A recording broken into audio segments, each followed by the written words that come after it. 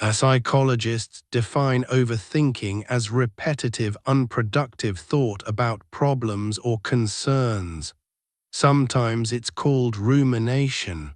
Research consistently links chronic rumination to increased depression, impaired decision-making, and reduced problem-solving effectiveness. Here's the paradox. The more you think about a problem beyond a certain threshold, the worse your decision becomes. The brain's analytical networks, when overactivated, suppress access to intuitive and creative processing. Those are often the very systems that hold the best answers. The fix isn't to think less, it's to think differently. This audiobook shows you exactly how that shift works and how to make it immediately available to you. Hit like, subscribe, and share this. Overthinking is a hidden epidemic, and this science deserves a wider audience. Chapter 1. The noise isn't confusion, it's overload. You wake up already tired, and nothing has even happened yet. Not physically tired, mentally drained. Your mind is running before your feet even hit the floor. Questions stack on top of each other. What should I do next? Am I making the right choice? What if I fail? What if there's something better I'm missing? It feels like confusion, like you're lost, like you're lacking clarity. But that's not the truth. You're not confused. You're overwhelmed by your own thinking. There's a difference between not knowing and knowing too much without direction. Confusion is empty space. Overthinking is overcrowded space. Most people aren't wandering in darkness. They're standing in a room with too many lights, all of them blinding at once. Think about the last time you had to make a simple decision, something small, like choosing what to eat, what to wear, or what to work on first. It should have taken seconds, but instead it stretched into minutes, maybe even hours. You weighed every option, imagined every outcome, considered every possible regret. By the time you finally chose, you were exhausted, not from the decision itself, but from the mental marathon you ran just to get there. This is what overthinking does. It disguises itself as intelligence. It makes you feel like you're being careful, thorough, responsible, but in reality it's stealing your energy, your time, and your confidence. There's a man named Daniel who had a stable job, a decent salary, and a quiet life. Every night he would sit on his couch scrolling through opportunities. New careers, new cities, new businesses. He wasn't stuck because he lacked options. He was stuck because he had too many. Each possibility opened a new loop in his mind. What if this is better? What if I regret staying? What if I regret leaving? Years passed, nothing changed, not because Daniel was incapable, but because he was trapped in analysis. Overthinking creates the illusion of progress while keeping you exactly where you are. The brain is built to solve problems. That's its job, but it doesn't know when to stop unless you tell it to. If you give it a question, it will keep digging, searching, expanding, connecting. That's useful when you're solving a real defined problem. But when the question itself is vague or unnecessary, the brain turns into a machine that generates noise. That noise feels like confusion, but it isn't confusion, it's excess. Imagine standing in front of a clear lake. When the water is still, you can see straight to the bottom. Every detail is visible. But if you start stirring the water, throwing rocks, creating waves, the clarity disappears. The lake didn't change. The bottom is still there. But your ability to see it is gone because of the disturbance. Your mind works the same way. Clarity is not something you create. It's something you reveal by removing the noise. Most people try to think their way out of overthinking. They believe that if they just analyze a little more, consider one more angle, they'll finally reach certainty. But that's like trying to calm the lake by throwing more rocks into it. It only makes things worse. The truth is, clarity doesn't come from more thinking, it comes from less. That idea might feel uncomfortable, especially if you've built your identity around being thoughtful, careful, or analytical. But there's a difference between thinking with purpose and thinking without control. One moves you forward, the other keeps you spinning. Consider how athletes perform under pressure. When the moment matters most, they don't stop to analyze every movement. They don't calculate each step. They trust their training and act. If they started overthinking in the middle of the play, they would freeze. The same principle applies to your life. Overthinking is hesitation disguised as preparation. If this audiobook is bringing you value so far, take a moment to like it. Share it with someone who needs to hear this. Leave a comment with your biggest takeaway. And subscribe to Prime Audiobooks for more content like this. Now let's continue. You've probably experienced moments of surprising clarity, times when a decision felt obvious, when you knew exactly what to do without needing to justify it. Those moments didn't come from endless analysis. They came when your mind was quiet enough to recognize what was already there. But instead of trusting those moments, most people second-guess them. They go back into their heads, searching for confirmation, looking for certainty, and in doing so they lose the clarity they already had. Overthinking feeds on doubt. It grows stronger every time you question yourself unnecessarily. It convinces you that you need more information, more validation, more time. But the reality is, most decisions in life don't require perfect certainty. They require commitment. There's a subtle but powerful shift that changes everything. Instead of asking what's the perfect choice, you start asking what's a good enough choice I can commit to. Perfection is the fuel of overthinking. Commitment is the cure. When you commit, you close the loop. You stop the endless cycle of what-ifs. You give your mind a direction instead of a question, and once you move, something interesting happens. The path becomes clearer, not because you thought about it more, but because you started walking it. Action creates clarity, not the other way around. This doesn't mean you act recklessly. It means you recognize when thinking has crossed the line from useful to destructive. It means you set boundaries for your own mind.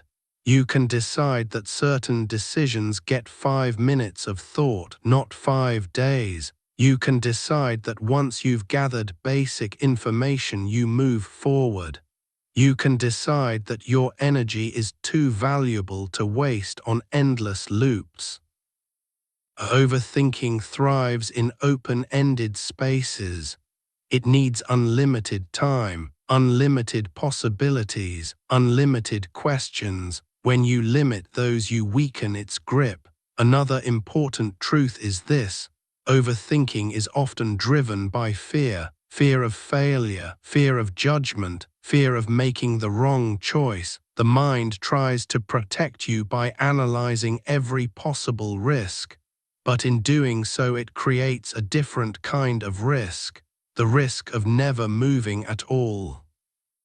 There's no such thing as a risk-free life, but there is such a thing as a stagnant life, and stagnation is the quiet cost of overthinking. You don't need to eliminate thinking, you need to direct it. You need to decide when it serves you and when it's holding you back.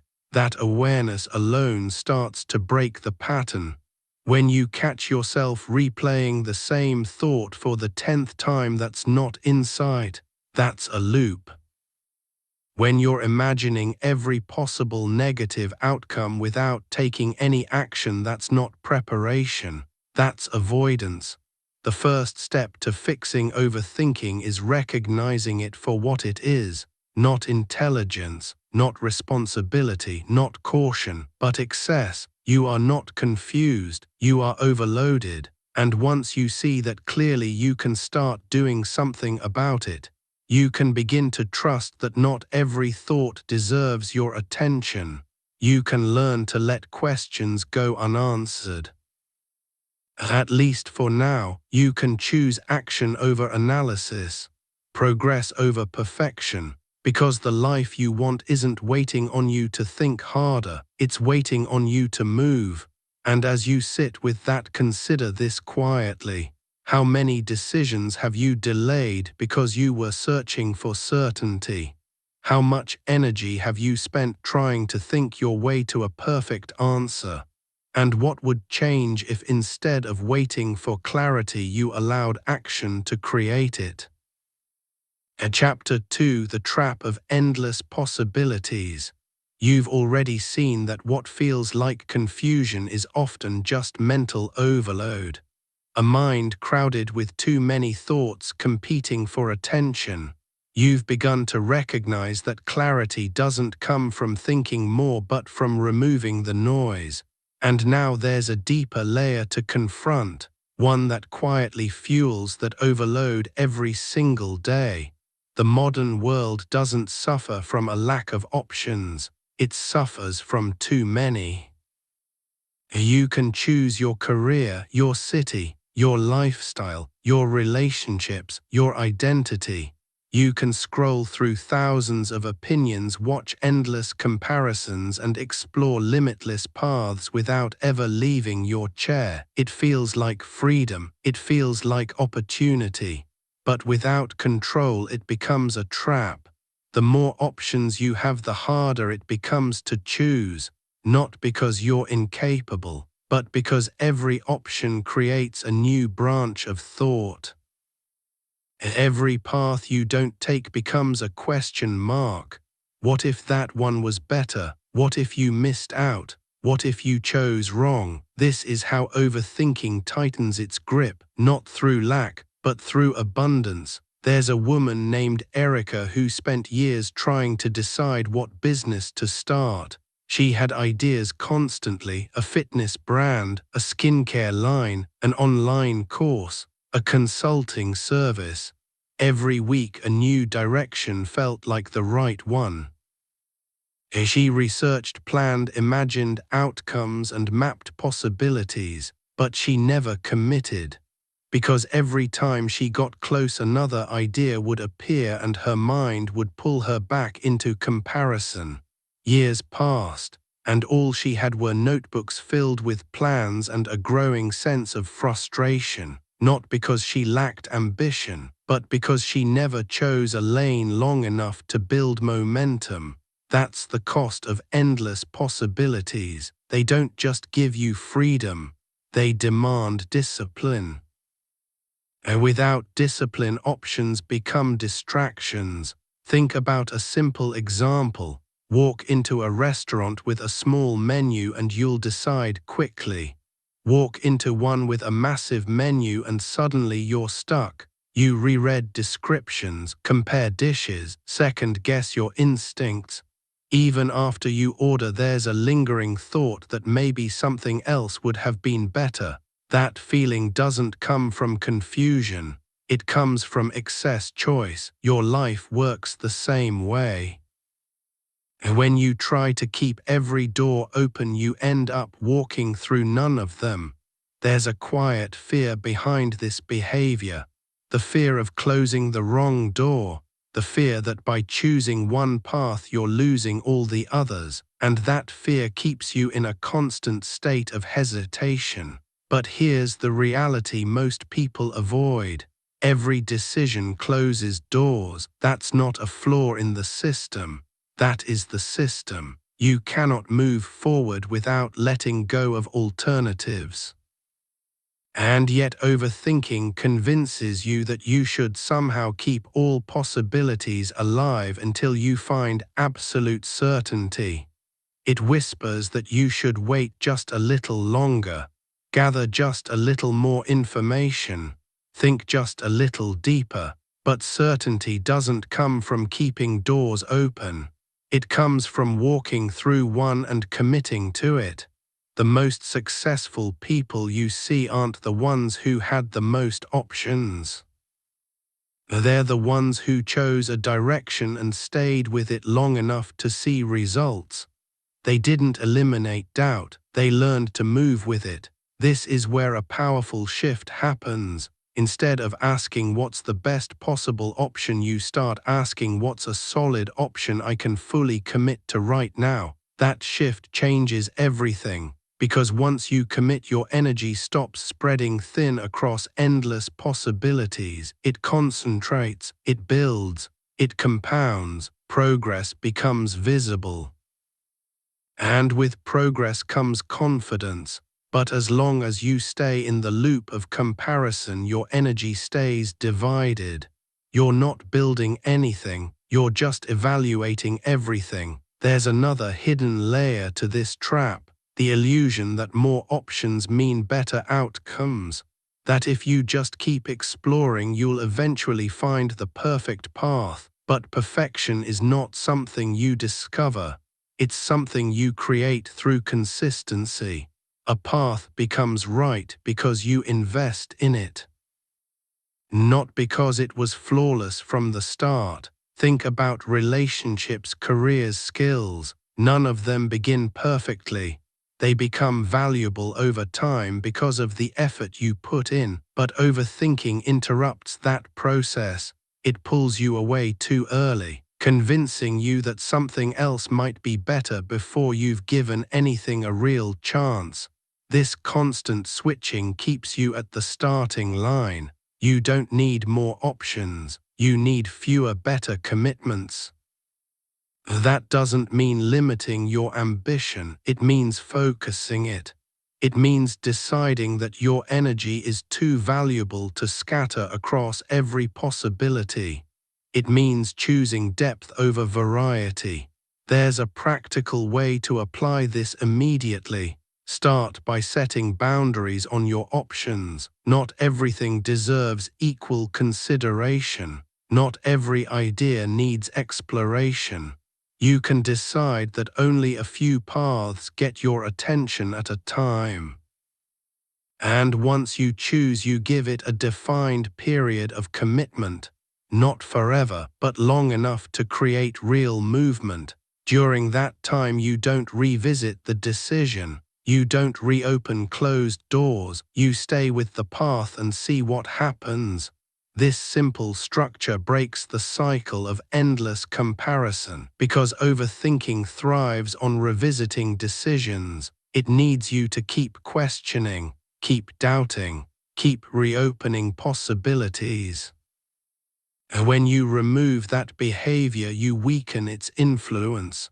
Another key truth is this: regret doesn't come from making imperfect choices. It comes from not committing to any choice long enough to make it meaningful. People rarely regret the things they pursued with full effort. Even if it didn't work out, they gained experience, clarity, and growth. What they regret are the things they never truly tried, the paths they kept analyzing but never walked. You don't build a life by thinking about every option. You build it by choosing a few and going all in. There will always be other paths. There will always be alternatives. That never goes away. But your power comes from focus, not from keeping everything open. At some point, you have to decide that your future is more important than your fear of missing out. And when you do, something shifts internally. The noise quiets down, not because the options disappear, but because you stop entertaining all of them. You give your mind a direction instead of a debate. And that direction creates momentum. Momentum creates clarity, and clarity reinforces your confidence. This is how you break the cycle, not by eliminating options, but by refusing to let them control you. If this audiobook is bringing you value so far, take a moment to like it. Share it with someone who needs to hear this. Leave a comment with your biggest takeaway. And subscribe to Prime Audiobooks for more content like this. Now let's continue. As you move forward, notice where your mind tries to pull you back into comparison. Notice how often you revisit decisions that have already been made. Notice how many options you're holding onto that don't actually serve your progress. Because awareness is the first step toward control. And control is what turns endless possibilities from a trap into a tool. So consider this as you sit with your thoughts. How many paths are you keeping open right now out of fear rather than purpose? Where are you spreading your energy so thin that nothing is growing? And what would change if you chose one direction and gave it your full commitment even without perfect certainty? Chapter 3: Why Your Mind Won't Shut Off. You've seen how what feels like confusion is often just overload, and how too many options can trap you in endless hesitation. You've started to understand that clarity comes from commitment, not constant comparison. But even when you try to focus, even when you try to choose, there's still something that keeps pulling you back. Your mind doesn't slow down just because you tell it to. You've probably experienced it. You make a decision, you commit to a path, and for a moment there's relief. But then later, maybe that night, maybe the next morning, the thoughts come back. Did I choose right? Should I have done something else? What if this doesn't work? It's like your brain refuses to let the decision settle. That's not a lack of discipline, that's conditioning. Your mind has been trained to stay active, to stay alert, to keep scanning for problems. In today's world, that conditioning is constant. Notifications, news cycles, social media, opinions, comparisons. Your brain rarely gets a moment of stillness. It's always processing something, always reacting to something, always preparing for something. And over time, that becomes your default state. Stillness starts to feel unfamiliar, silence feels uncomfortable. And when things are quiet, your mind fills the space automatically.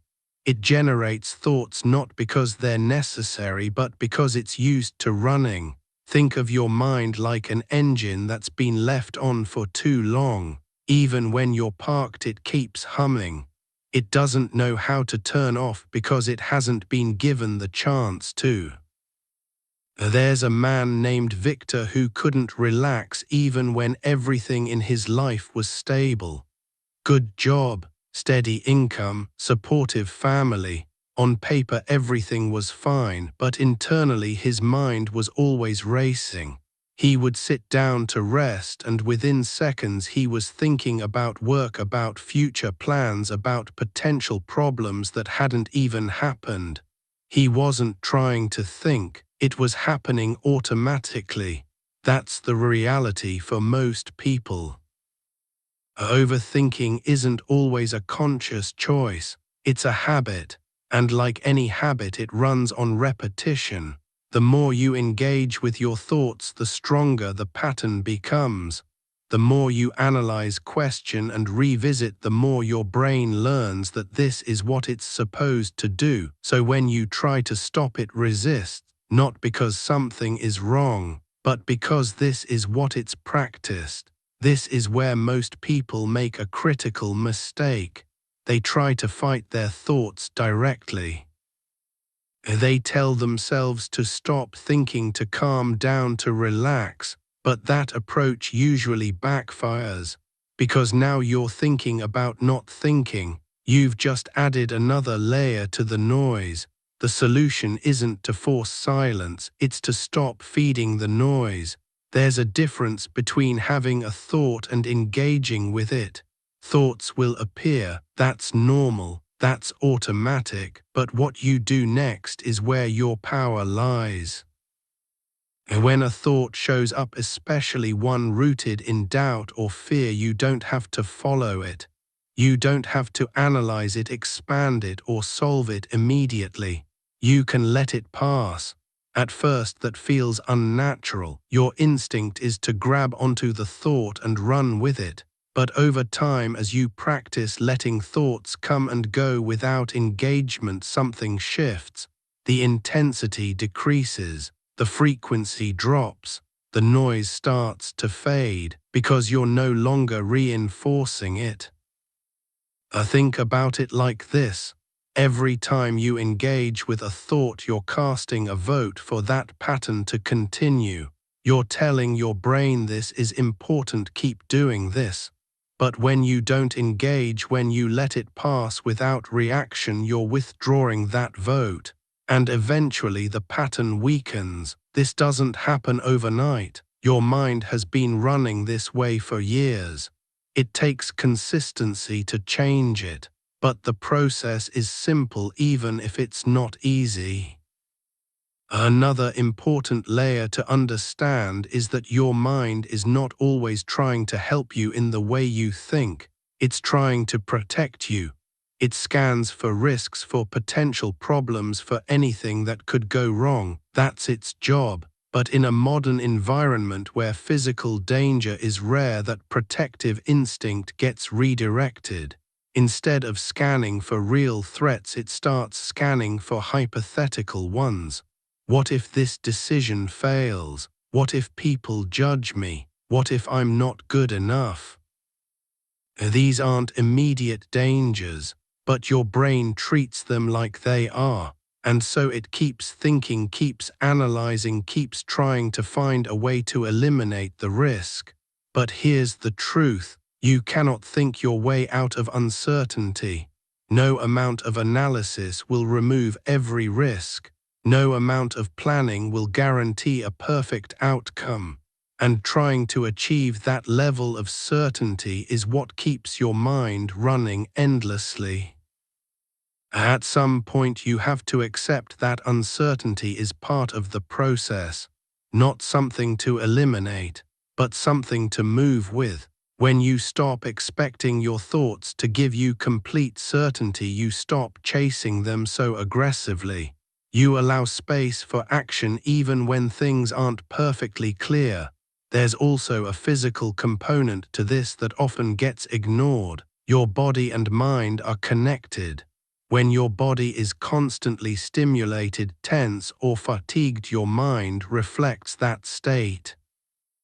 If you're always on your phone, always consuming information, always jumping from one thing to another, your brain doesn't get a break. It stays in a heightened state of activity, and that makes overthinking more likely. Sometimes the solution isn't mental, it's behavioral. Taking a walk without your phone, sitting in silence for a few minutes, focusing on one task without switching. These aren't complicated strategies, but they create space, and in that space your mind starts to settle. Not because you forced it, but because you allowed it. If this audiobook is bringing you value so far, take a moment to like it, share it with someone who needs to hear this. Leave a comment with your biggest takeaway, and subscribe to Prime Audiobooks for more content like this.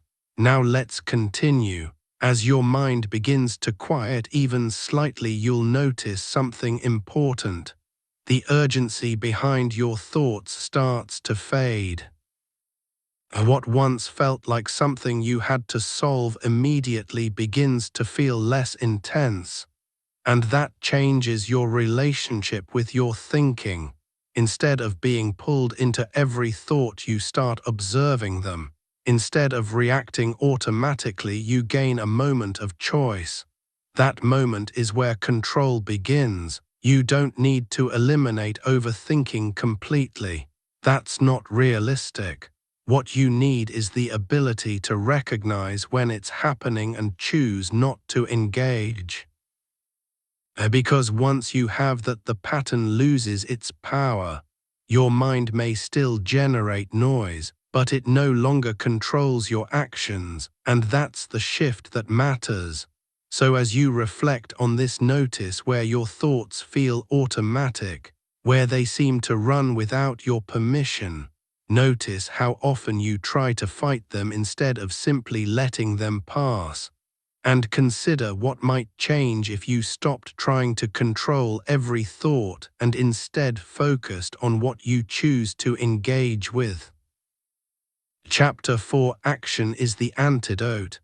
By now you've recognized that what feels like confusion is often just a crowded mind overloaded with options and trained to keep thinking without stopping. You've seen how your thoughts don't slow down on command because they've been reinforced through repetition. And you've started to understand that clarity doesn't come from chasing more answers but from changing how you engage with the noise. Now it's time to confront the turning point. Nothing changes until you move. You can understand overthinking at the deepest level. You can recognize every pattern, every trigger, every loop. But if your response is still hesitation, the pattern stays intact. Insight without action becomes another form of delay. Action is what breaks the cycle. There's a common belief that you should wait until you feel ready, that you should wait until you're confident, certain, and clear before you take the next step. But that belief is exactly what overthinking depends on. Because if readiness requires certainty and certainty never fully arrives, then action never begins, so you stay stuck. Not because you don't know what to do, but because you're waiting for a feeling that doesn't come. Think about how many times you've told yourself, I'll start when I feel more prepared. I'll make the move when I'm more confident. I'll take the risk when I'm sure it's right. And how often has that moment actually arrived? Rarely, because confidence is not a prerequisite for action. It's a result of it. There's a man named Chris who wanted to switch careers. He spent months researching, comparing industries, reading articles, watching videos, and asking for advice. He gathered more than enough information to make a decision, but he kept telling himself he needed more clarity. Eventually something shifted, not because he felt ready, but because he got tired of waiting. He chose a direction, applied for positions, and started taking steps. The first few weeks were uncomfortable. Doubt showed up, uncertainty stayed, but something else started to grow alongside it: momentum. With each action his confidence increased slightly, not because the path became perfect, but because he was proving to himself that he could handle it. Within months he had more clarity than all his research had ever given him, not because he thought his way there, but because he acted his way there. This is the principle most people resist. You don't act because you're clear. You become clear because you act. Action forces reality to respond. It gives you feedback. It shows you what works, what doesn't, what needs adjustment. Thinking alone cannot provide that level of information. When you stay in your head, everything is hypothetical. Every outcome is imagined. Every risk is exaggerated. But when you act, things become real. And reality is always more manageable than imagination. Overthinking thrives in the abstract. Action grounds you in the concrete. There's another reason action is so powerful. It interrupts the loop. When you're stuck in thought, your mind cycles through the same patterns. But when you take action, even a small one, you shift your focus. You move your attention from internal noise to external engagement. And that shift weakens the loop. It doesn't have to be a massive step. It doesn't have to be perfect. It just has to be movement. Send the email, make the call. Start the project, go to the gym, have the conversation. Whatever it is, do something that moves you forward even slightly. Because small actions compound, they build momentum, and momentum changes how you think. When you see progress even in small increments, your mind has less reason to question everything. Doubt loses its intensity because you're no longer stuck at the starting line. But here's where many people get stuck again. They believe action has to be flawless. That if they're going to move, it has to be the right move, the best move, the optimal move. That belief pulls them right back into overthinking. The truth is, most actions are adjustable. Most decisions are not permanent. You can change direction, refine your approach, learn as you go. But you can't adjust something you never started. Progress comes from iteration, not perfection. Think about someone learning to drive. They don't sit in a parked car analyzing every possible scenario before they ever touch the road. They learn by doing. They make small mistakes, correct them, and improve over time. That's how skill develops. Your life works the same way. Waiting for perfect execution keeps you in place. Accepting imperfect action moves you forward. There's also an emotional component to this. When you take action, you build trust with yourself. You show yourself that you can follow through, that you can handle discomfort, that you can move even when things aren't certain. That trust is more valuable than any amount of thinking. Because once you trust yourself, decisions become easier, not because you eliminate risk, but because you believe in your ability to respond. Overthinking often comes from a lack of that trust.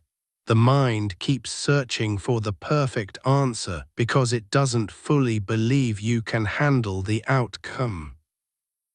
But action builds that belief over time. It creates evidence. Every step you take, every challenge you navigate, every adjustment you make becomes proof that you're capable.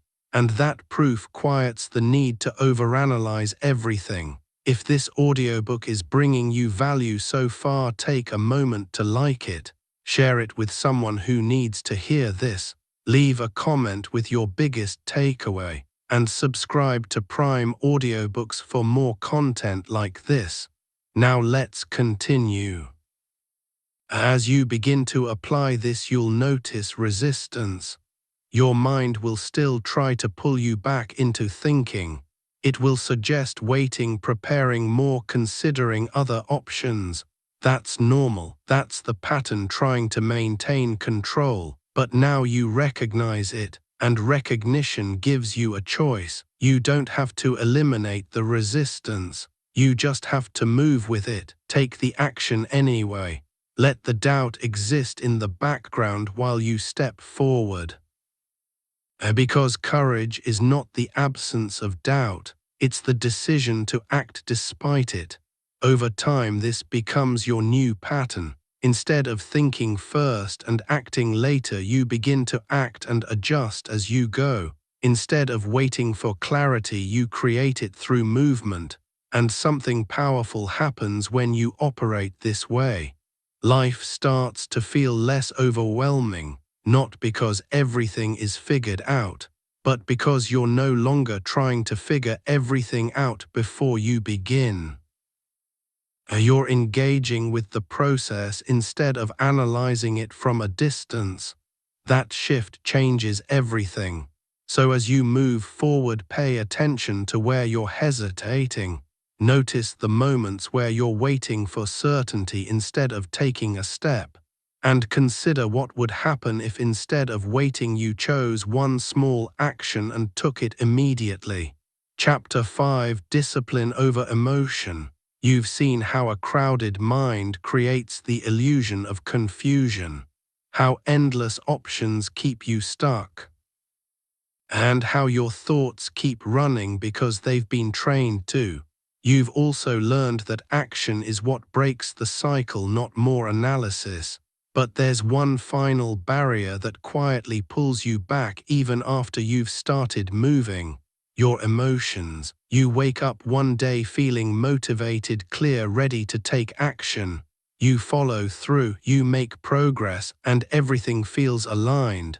Then the next day that feeling is gone, doubt creeps back in, resistance shows up. Suddenly the same actions feel heavier, harder, less appealing. And without realizing it, you slow down, you hesitate, you start thinking again. This is where most people lose momentum, not because they don't know what to do, but because they rely on how they feel in the moment. Emotion is unstable. It shifts constantly based on your environment, your energy, your sleep, your stress. If your actions depend on your emotions, your consistency disappears. And when consistency disappears, overthinking returns, because when you stop moving, your mind fills the gap again. There's a man named Marcus who decided to get in shape. The first week he was fully committed. He woke up early, went to the gym, followed a plan. He felt strong, focused, and motivated. But by the second week, the excitement faded. The workouts felt harder. The mornings felt earlier. His motivation dropped, so he skipped a day, then another. Then he told himself he'd restart next week. Weeks turned into months.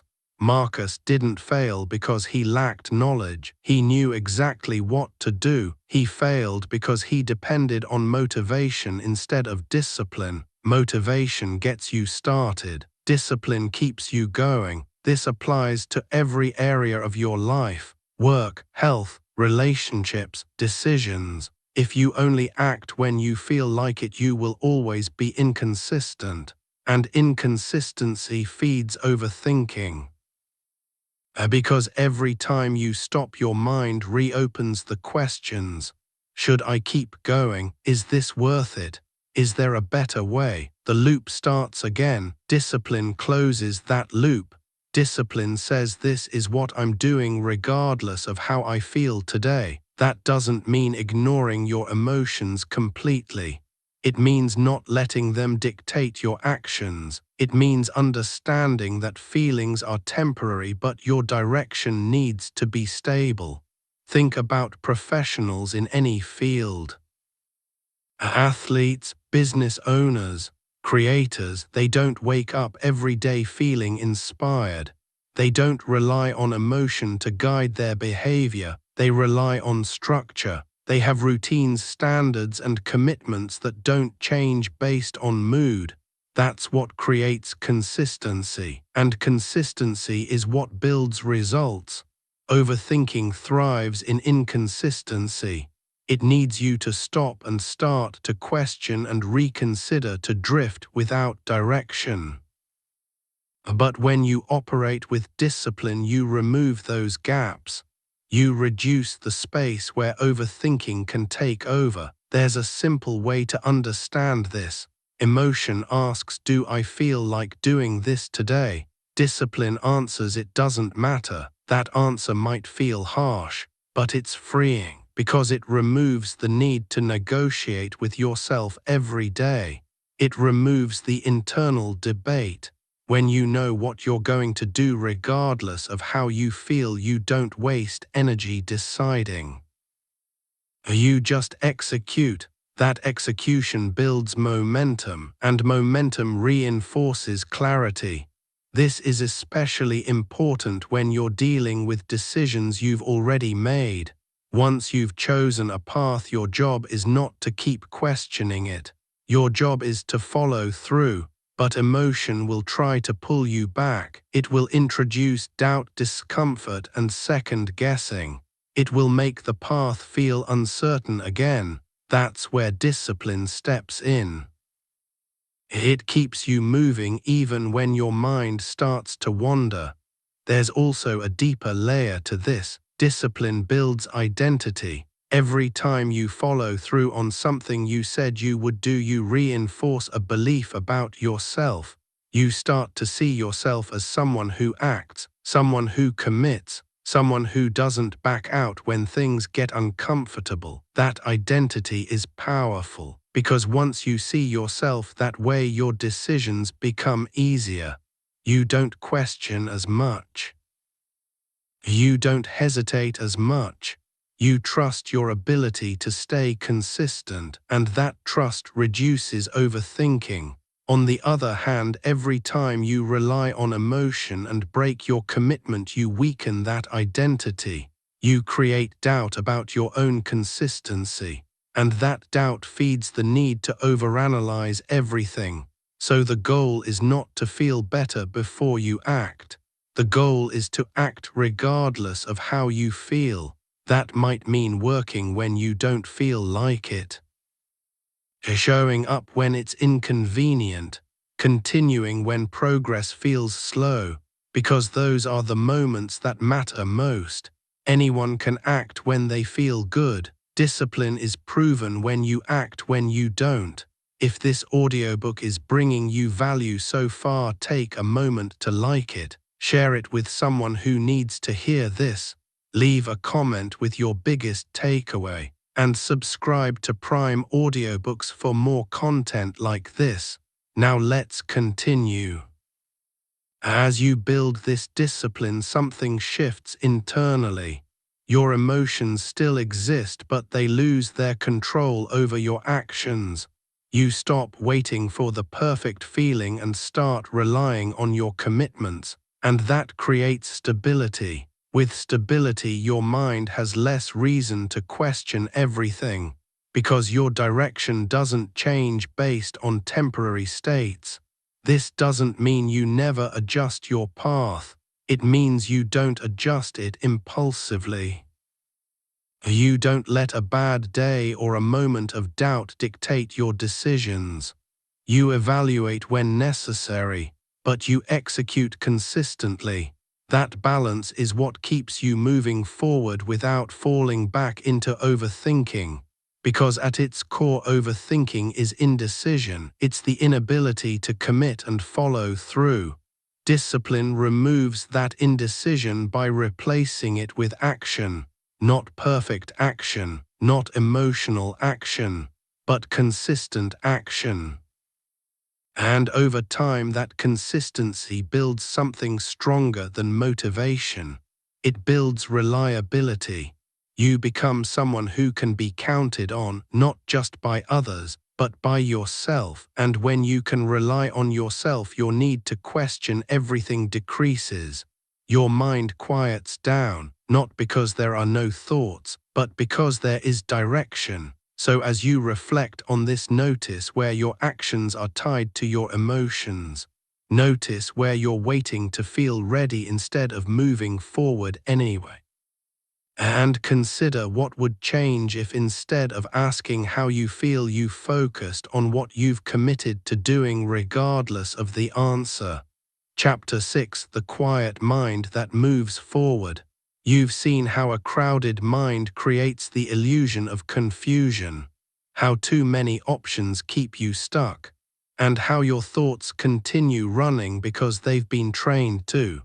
You've learned that action breaks the cycle and that discipline keeps you moving when emotions try to pull you back. Now everything comes together into one simple truth. A quiet mind is not an empty mind. It's a directed one. Most people think peace comes from eliminating thoughts entirely, but that's not realistic. Your mind will always generate ideas, questions, and possibilities. The goal isn't silence. The goal is control. The goal is choosing which thoughts matter and which ones don't. Right now you've lived a pattern where every thought feels important. Every idea demands attention.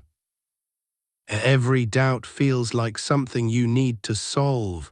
That's what creates the noise. That's what keeps you stuck. But when you shift into a directed mind, everything changes. You stop treating every thought like a command. You start treating them like suggestions, and that small shift creates space. Think about someone driving across the country. There are signs everywhere, billboards, exits, directions, distractions, but the driver doesn't stop at every sign. They stay focused on the route. They recognize what matters and ignore what doesn't. Your mind works the same way. Thoughts will appear constantly just like those signs. Some will be useful, most won't. But if you try to engage with all of them, you'll never reach your destination. A quiet mind is simply one that stays on the road. There's a man named Aaron who used to second-guess everything. Small decisions felt heavy. Big decisions felt overwhelming. He would start something, then question it halfway through. He would make progress, then pull himself back into doubt. One day he made a simple change. He decided that once he chose a direction, he would stop revisiting the decision unless there was clear objective evidence to do so. Not a feeling, not a moment of doubt, but real measurable reason. At first it felt uncomfortable. His mind kept trying to reopen the questions, but he didn't engage. He kept moving.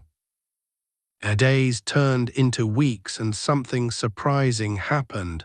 The noise started to fade, not because his thoughts disappeared, but because he stopped giving them authority. That's the shift you're building. You're not trying to eliminate thinking, you're deciding when it matters. There's also a deeper level of responsibility that comes with this. When you stop overthinking, you remove your favorite excuse. You can no longer say, "I'm still figuring it out." Because now you understand that endless figuring out is the problem. So what replaces it? Ownership. You choose your direction, you act on it, you adjust when necessary, and you keep moving. That's how a quiet mind operates. It doesn't wait for perfect clarity. It creates clarity through movement. It doesn't chase certainty. It builds confidence through consistency. And most importantly, it doesn't run from discomfort, because discomfort is part of growth. When you stop overthinking, you feel things more directly. The uncertainty, the risk, the effort. You don't hide behind analysis anymore. You face reality as it is, and that might feel intense at first. But it's also where your strength comes from, because once you realize you can handle that discomfort, you stop fearing it. And when you stop fearing it, your need to overthink disappears. There's nothing left to protect yourself from. You become someone who moves forward regardless of how it feels in the moment. That's power, not loud dramatic power, but quiet, controlled, consistent power, the kind that builds a life over time. As you move forward from here, understand that this is not about perfection. You will still have moments where your mind races. You will still catch yourself overanalyzing. That's part of the process. What matters is how quickly you recognize it. What matters is how quickly you return to action. Because every time you do, you reinforce the pattern you've built. You strengthen the habit of moving instead of hesitating. You strengthen the identity of someone who doesn't get stuck in their own head. And over time, that identity becomes automatic. You no longer need to think about not overthinking. It simply becomes how you operate. If this audiobook is bringing you value so far, take a moment to like it. Share it with someone who needs to hear this. Leave a comment with your biggest takeaway. And subscribe to Prime Audiobooks for more content like this. Now let's continue. There's a final piece to understand. Your life is not built in your mind. It's built through your actions. You can imagine the perfect future, analyze every step, and plan every detail. but none of it becomes real until you move. And movement doesn't require certainty. It requires decision. So from this point forward, the question is no longer what should I think? The question becomes what will I do? Because that's where everything changes. That's where your energy shifts from internal noise to external results. That's where your time stops being consumed by hesitation and starts being invested in progress. And that's where your life begins to take shape. You don't need to wait for a clear mind to start. You create a clear mind by starting. You don't need to eliminate doubt to move forward. You move forward and doubt loses its grip. You don't need perfect confidence to act. You act and confidence builds. This is the cycle you step into now. Action creates clarity. Clarity builds confidence. Confidence reinforces action. And the loop continues, but this time it works for you instead of against you. So as you step away from this, carry this with you, not as an idea, but as a standard. You don't sit in indecision. You don't entertain endless loops. You don't wait for perfect feelings. You decide, you act, you adjust, and you continue. Because the version of you that you've been trying to think your way into becoming is not waiting for more analysis. It's waiting for your action. And as you move forward, consider this quietly. Where in your life have you been waiting instead of moving? What decisions have you already made but keep reopening? What actions do you know you should take but keep delaying? And most importantly, what happens if today is the day you stop thinking about it and start doing it?